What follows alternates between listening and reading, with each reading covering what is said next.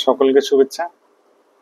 আজকে আমরা আলাপ করব এপিকটেটাসের দর্শন নিয়ে। এপিকটেটাসের আরেকটি দর্শন হচ্ছে আপনার আহ, তার একটি বই আছে, দি আর্ট অফ লিভিং।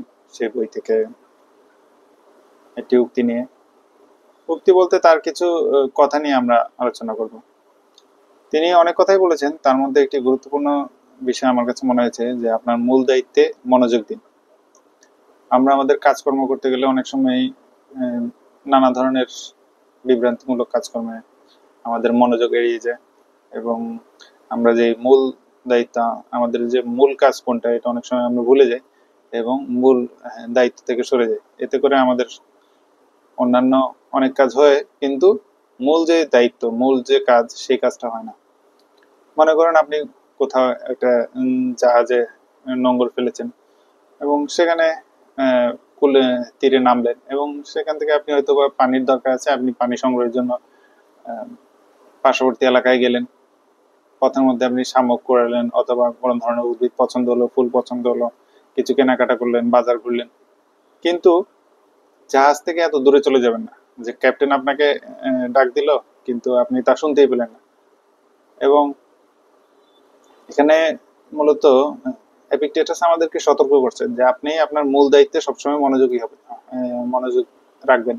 যে সেই জাহাজের গল্পের মতো, যে জাহাজ ছাড়ার সময় ক্যাপ্টেন যদি ডাক দিল যে সবাই চলে আসেন এবং আপনি যদি সেই ডাক শুনতে না পান, তাহলে আপনি অন্যান্য কাজে এত ব্যস্ত হয়ে গেছেন, অন্যান্য কাজে এত বিভ্রান্ত হয়ে পড়েছেন যে আপনি আপনার যে মূল কাজ জাহাজে ফিরে যাওয়া, সেই কাজটা আপনি ভুলে গেলেন। এপিকটেটাস আরেকটা ব্যাপারে আমাদের সতর্ক করেন, সেটা হচ্ছে যে আপনার বয়স যদি বেশি হয় তবে জাহাজ থেকে বেশি দূরে যাবেন না। কারণ হচ্ছে জাহাজ থেকে বেশি দূরে গেলে আপনি ডাক শুনতে নাও পারেন এবং তার ফলে জাহাজে ফিরে আসতে আপনি ব্যর্থ হতে পারেন এবং এর ফলে আসলে কি আমাদের জীবনেও তাই ঘটে।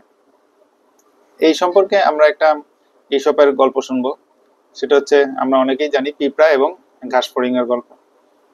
তো গল্পটা খুব চমৎকার। এক গ্রীষ্মকালে পিঁপড়ার ব্যস্ত, গ্রীষ্মকাল, রৌদ্রোজ্জ্বল দিন, তখন পিঁপড়ার খুব ব্যস্ত তাদের খাবার সংগ্রহের ক্ষেত্রে। তো এক ঘাস ফড়িং, সে গান গাচ্ছিল, নাচছিল। তো সে চিন্তা করছিল, এত সুন্দর দিন, এত রৌদ্রোজ্জ্বল একটা দিন, চমৎকার বাতাস বইছে, তো এই সময় কে কে কাজ করবে?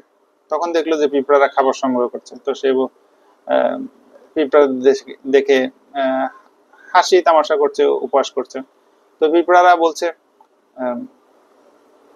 পিঁপড়াদের সেই ঘাস ফড়িং জিজ্ঞেস করছে, তো তোমরা এত কষ্ট কেন করতেছো? এখন তো আনন্দ করার সময়। হ্যাঁ, তখন পিঁপড়ারা বলছে, না, আমরা শীতকালের জন্য খাবার সংগ্রহ করছি।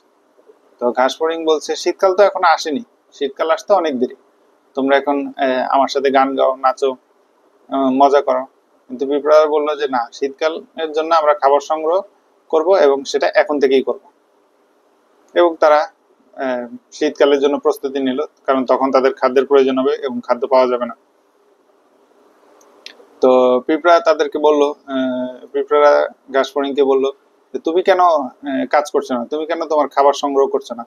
তখন ঘাস ফড়িং বললেন যে না, এত সুন্দর একটা দিন, চমৎকার একটা দিন, এই দিনটা আমি উপভোগ করব, এটা আমি হেলায় ফেলায় এভাবে কাজ করে যেতে দিব না। তো ঘাস ফড়িং তাই করলো। তো দেখা গেল দেখতে দেখতে শীতকাল চলে এলো এবং ঘাস ফড়িং দেখতে পেলো যে তার ঘরে খাবার নেই। তখন সে পাশে পিঁপড়াদের বাড়িতে গেল এবং সাহায্য চাইলো।